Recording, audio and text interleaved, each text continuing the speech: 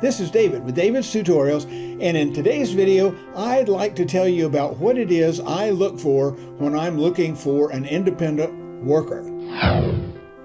Now, when I say independent worker, this is somebody we used to call a handyman, but now sometimes the best handyman is a handy woman. And it doesn't sound very smooth to call them a handy person, so I'm going to call them an independent worker. Now, by an independent worker, I mean somebody who is maybe a painter, somebody who builds a fence, somebody who is a plumber, somebody who is a handy person around the house, a carpenter, an air conditioner repair person. It could be somebody who works on your car. It could be somebody who does your yard.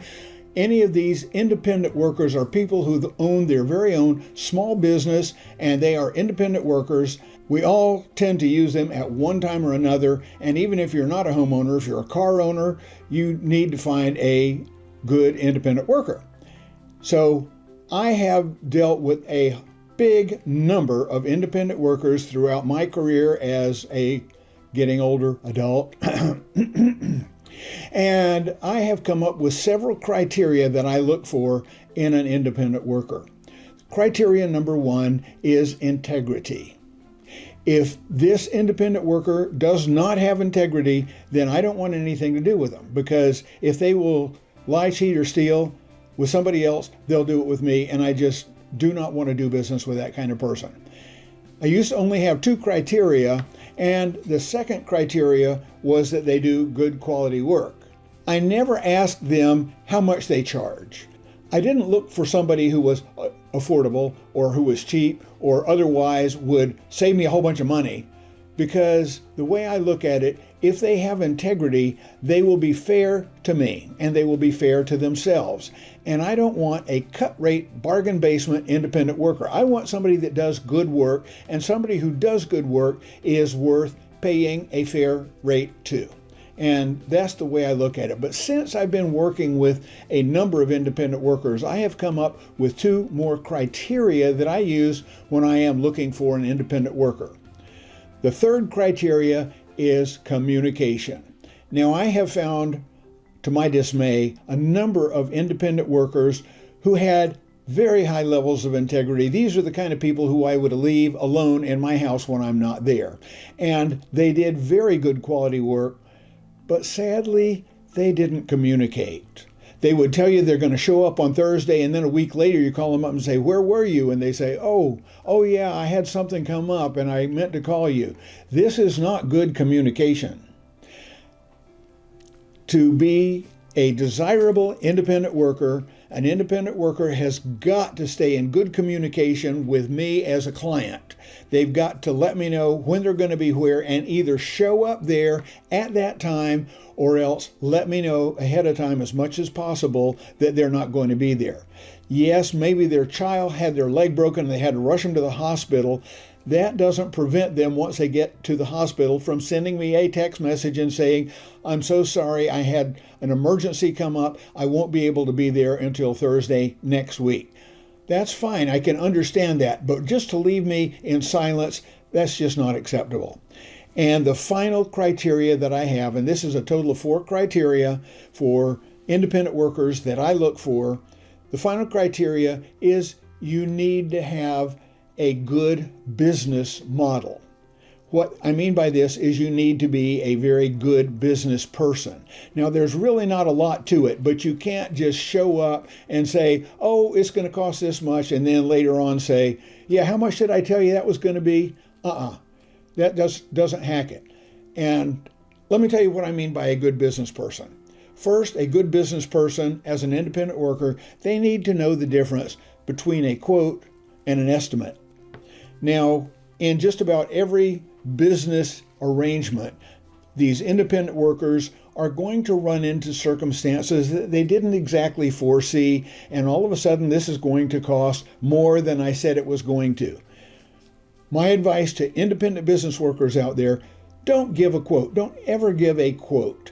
Give an estimate. And when I say give an estimate, what I'm telling you is you need to give, okay, I will do this. It will cost at least this much.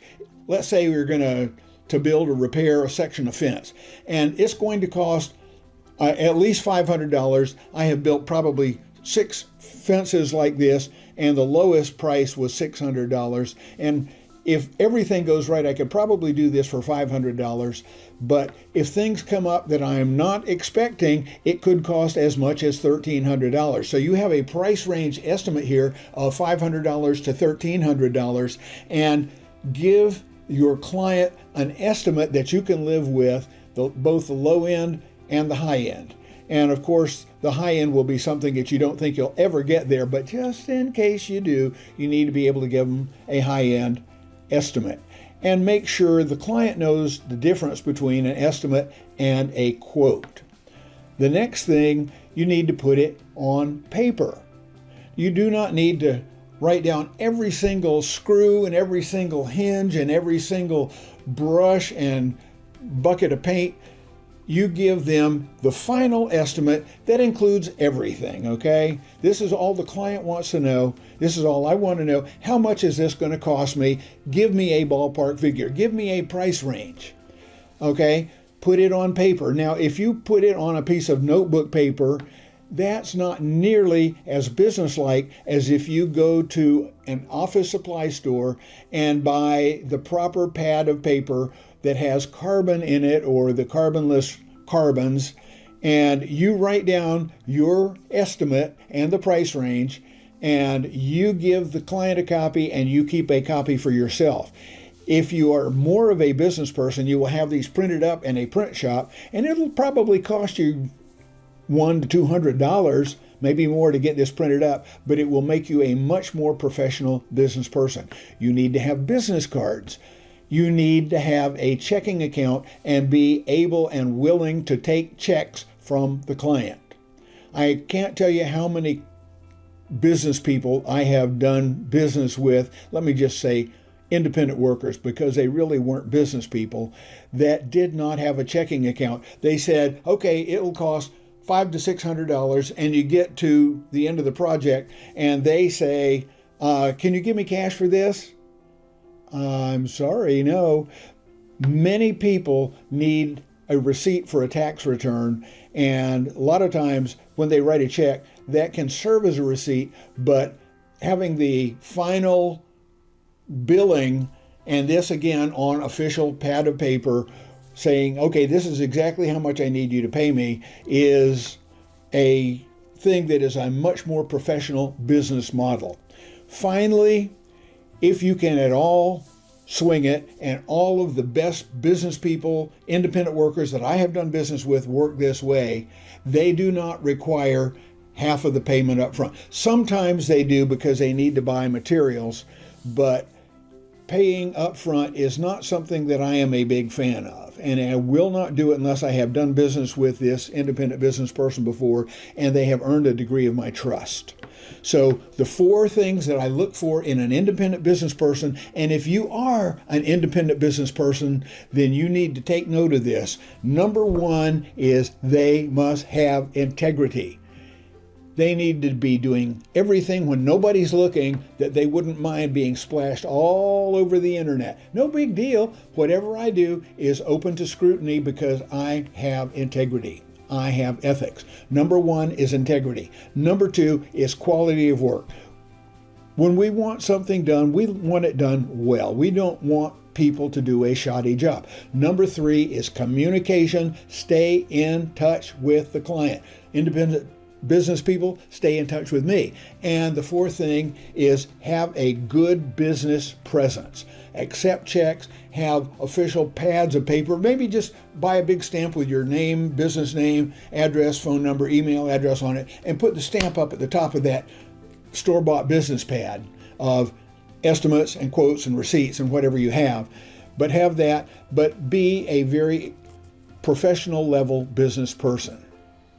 That's all I've got. Now, if you're an independent business person, you take care of these 4 items, and I guarantee you're going to have more business than you will be able to handle.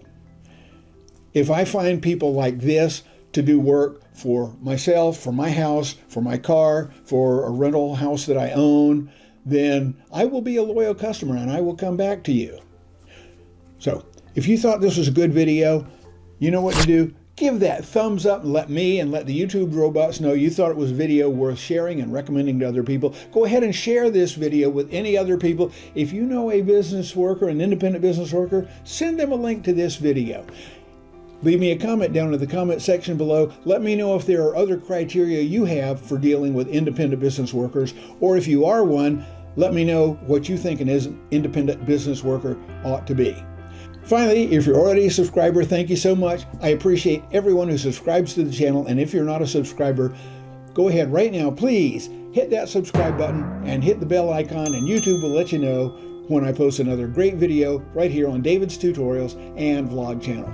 Meantime, everybody take care, have a wonderful day, and I'll see you in the next video. Bye-bye.